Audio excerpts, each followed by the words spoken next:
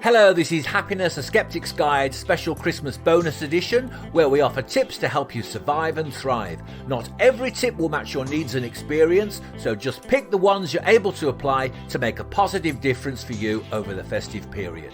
So, on with the show. Welcome to the latest episode of Happiness, a Sceptic's Guide with me, Paul Flower, and Dr. Gary Wood. May I wish you the compliments of the season and a Merry Christmas. Oh, beautifully done. Yeah, so what are we talking about then? We are talking about Christmas and the effect it has on people's happiness and what you can do to mitigate that effect or to amplify it should you need to do so. Yeah, so in other words, Surviving Christmas was the working title. It was. Yes, so let's... It's another bonus because we're giving you many gifts this month. Yes. This is just one of them. Christmas is a time where people who normally don't spend time with each other are thrown together. You're thinking, that's why I don't spend so much time with you the rest of the year. So I thought it's useful to have a few pointers of how to make the best of the situation, how to practice some of the skills that we've been talking about in the podcast, and how some of these things might overlap with the seasonal affective disorder bonus podcasts. Bonuses. Bonuses all the way. Yes, you'd think we were bankers, wouldn't you? Yes. Close. Right. So, number one, get some perspective. It's usually only a day. So you see people... That sounded like a command, didn't it? Get some perspective. Well, it does. You see people out and you're thinking, everything's closed for just a day now. And they're shopping as though it's Armageddon. And everybody's going mad and jostling. And you think... What I really dislike, and in the past couple of years, what I've tended to do is any company that sends me an email on Christmas Day advertising whatever it is they want to advertise, I immediately unsubscribe from their emails. Because if they can't take a day off once a year, then, what hope is there for mankind? It's a very bad message. I mean, I have the same when I see the first person who sends me Christmas greetings. It's usually somebody in August. Happy Christmas. I'm thinking, get over it. I think Christmas should start 1st of December. That's it. No messing around. I'm with you, and I don't want to hear any Christmas songs before the 1st of December. No. I rarely want to hear any Christmas songs after the 1st of December either, but I know I'm going to get them either way, so there's it is. I wish it could be Christmas every day. No. Right. No. Number two, then, is... There are some great Christmas songs, by the way, these days, but... Greg Lake is my favourite. I believe... Yes, we won't have to play the PRS on just one note. That one, yeah. Right, to get through Christmas, take the lead from kids. So, no matter how expensive the toy, they'll always end up playing with the box. Be like kids. I can't say play with your box now because it's just spoiled. It doesn't. Sounds wrong. Yeah. You know what I mean. Be inquisitive. Yes, be inquisitive. Just basically amuse yourself with. It doesn't have to be massively expensive. Use your imagination. It's the imagination and it's the human creativity that's often the most important. And try and buy thoughtful gifts, not expensive gifts. Although this episode is slightly too late for that, but right. 3, practice gratitude and don't criticise. So if you're on Christmas Day and the sprouts are as hard as bullets, just eat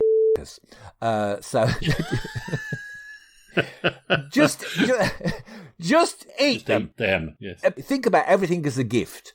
And if something's not quite right, somebody's gone to the trouble of preparing you food, okay, it's not perfect. What does your criticism do? Does it take you back in time and make those sprouts better? No, you just make the person feel bad. And next year, they'll probably put glass in them. Right. Or next year... The rain is absolutely lashing down against my windows, by the way, so I apologise for that background noise. Incontinence. So don't let, on Christmas Day or during Christmas, don't let the first thing come out of your mouth be a criticism. This is really important for people like me who jump into criticism and, pause and take note of the fact that somebody has tried to make things great for you today. For a while, I'm still probably, I don't know whether I class myself as a Taoist, but if somebody's prepared food for you and you're very critical and picky, it's deemed to be very unspiritual, and I quite like that idea. Just swallow it. I mean, if it's totally inedible, wait for the person to acknowledge it and then... And feed it to the dog. Yeah. And then, if they start joking about it, you can have a joke about it. Yeah. So if somebody's getting on your nerves or somebody's saying something, count to 10 or have a bet beforehand. So if you've got a relative that's coming or you know they're going to be critical or going to be difficult, have a bet beforehand. What's the first thing that Uncle Percy's going to moan around? Have a bet on it. Not encouraging gambling normally, just in this seasonal capacity. No, it's Uncle Percy bingo. Yes. Number 5, breathe. That's it. When we're stressed, we raise our shoulders and our breath becomes more shallow. Drop your shoulders, take some deep breaths, and you will interrupt the stress cycle. 6, go for a walk. So if it really gets too much, just go out, but make it spontaneous. Or wouldn't it be lovely to go for a walk, even if it's peeing down? Right. Like it is here. Yeah. Yeah, break it up. You don't want to be indoors with the same people who are annoying you, and they're annoying you because they're your nearest and dearest, and they're the people that are most actually like you. And because you don't like yourself, that's why you don't like them either. Oh, very deep, very telling. Somebody who doesn't like to give anything away. Was like, I'm making a note of that for the next episode. Right then, a bit of give and take. Don't be the person who sits there in the corner like a blancmange, expected to be waited on. Even if it's just offering to make a cup of tea, just the offer is sometimes important. And similarly, don't be the person who just magically transforms into Cinderella and has to do everything for everybody. And, it should be give and take. People should be mucking in. It should be, it should be a communal effort. That's it. That's the word I was struggling to spit out. You've got together with people. So, make the effort to be communal. You are part of that community. Yeah. Number 8 is all about diet. Lots of people get guilty over Christmas and the festive period because they say, I'm eating all this food and people in the world are starving. But to recognise it is the only feast in the season, and all cultures tend to have a feast. So don't be guilty, first of all. And then we were talking about, it was probably way back, number 3, on meaning. And we talked about hedonism. And the idea that hedonism wasn't get bladdered and, just gorge yourself. It's everything in moderation. So have enough so you feel satisfied, but not enough to know that you're going to be ill and regret it. Yeah, or put yourself into a coma for the whole afternoon. Yeah. You might want to sleep through the big Christmas epic because they're never quite as good as you expect them to be. But really, it's not good for you, is it? And you're going to regret it. So, 9, if you're on your own at Christmas, which a lot of people are, so for some people it's a dire time. It's going to be lonely this Christmas. Yes.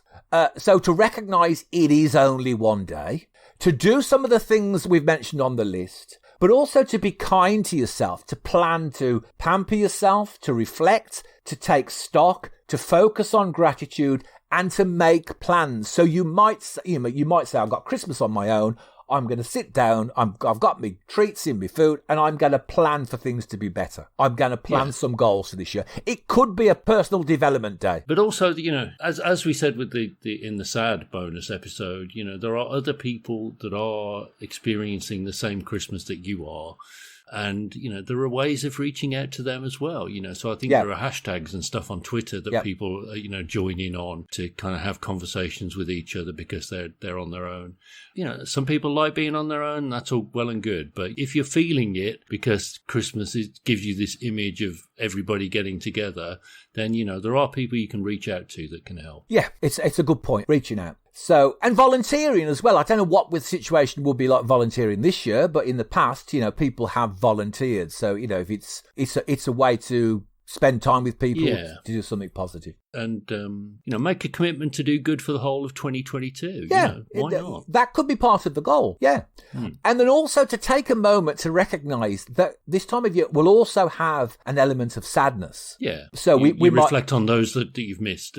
Those you've missed, those of you've lost. So you can raise a glass to them if you are partial to raising glasses. It can be a glass of anything. It can. And you can think about what you might do in the coming year to honour them in some way. So, I don't know, all of my books, I have mentioned my grandparents in them because my nan, I thought I learnt so much about compassion and kindness. and humour. And my granddad was an avid reader, and I think my passion for reading came from him. So I make a point of always honouring them in some way. So I'm not saying you have to write a book, but you might want to think about what can I do to honour those people? How have they inspired me? And what can I do to honour their memory to move forward in a positive way? What can I do in the future? And it keeps their memory alive at an important time of year. That, you know, you will reflect on the fact that they're not here to enjoy it with you, but you can keep it alive for them. Yeah. So that was number 10, and then 11 and 12. That's it. Essentially, you could have said it was a top 10. It didn't even need to be 12 this time around. No, it didn't. But I thought the 12... We had the sad 12 because they fitted in with the 12 nice days of Christmas. That's it then. So if you can think of 11 and 12, so that was pretty much... I would say number 11 is not to feel guilty about, you know, like you say, it is one day, and if you're going to be cooped up with relatives who, it might be great to see them, but then it might, you know, you might tire of that experience after a short while, but don't feel guilty about it, you know, that you are doing something that's good for them and for you. So, you know, don't get the guilt on. Yeah. So we've got, get some perspective, it's only a day, take the lead from kids, use your imagination, play with the box, practice gratitude, don't let the first thing come out of your mouth be criticism, count to 10 if ever you feel a bit stressed with people. Close your eyes and count to 10. Yeah. That's the third song title I've dropped in. Drop your shoulders and breathe. Go for a walk. Remember, it's a matter of give and take, and it should be a communal event. Don't binge out on the junk food, but don't be guilty about having a feast. Just have enough to feel satisfied, and, you know, but not enough to make you ill. If you're on your own at Christmas, be kind to yourself. Think about what you can do to pamper yourself. Reflect, take stock, focus on gratitude, make plans, set some goals, reach out to other people, and take a moment to recognise that there might be loss and what you can do to celebrate people who are not here. Brilliant. Yeah, and tell guilt to do one. Yes, and yo ho ho, that's it. Yo ho, we're back to the sailors again. Was that a sailor? Oh. Yo ho is pirate, I guess. We hope it's been a sea shanty type of year, which is easy enough for you to say. So there was our contribution to sea shanties this year. You've just reminded me, I went to a pantomime when I was 5 years of age, and the musical act got us to sing the song Susie, Susie, sitting in the shoe shine shop. Okay, that's good. She sits and shines and shines and sits and shines and sits and sits and shines while sitting in the shoe shine shop. And I have never heard that before. Yes. Where did you go to this pantomime? It's Susie, Susie, sitting in the shoe shine shop. Well, you could imagine lots of 5-year-olds weren't exactly getting it right, were they? Those were the days. But I came away as a 5-year-old thinking, I'm going to learn that song. And now I can sit and shine and shine and sit and shine and sit and sit and shine. And I dare you to try it. No, I do. It'd be too many bleeps. Okay then. I'm afraid. Happy Christmas, goodwill, seasons, thingies, and etc. Yes. Yes. I'll really practice that, can't you tell? Yeah, war is over if you want it. Yes. Yes. We hope you have the merriest of Christmases. And if you're listening to this after Christmas, we hope you had the merriest of Christmases.